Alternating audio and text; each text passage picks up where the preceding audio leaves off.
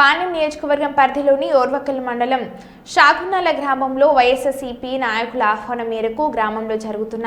పెద్దమ్మ తల్లిదేవర కార్యక్రమానికి ముఖ్య అతిథులుగా హాజరై పూజలు నిర్వహించిన వైఎస్ఆర్సీపీ నంద్యాల జిల్లా అధ్యక్షులు మరియు పాణ్యం మాజీ ఎమ్మెల్యే కాటసాని రాంభూపాల్రెడ్డి ఈ కార్యక్రమంలో కల్లూరు మరియు ఓర్వకల్ మరియు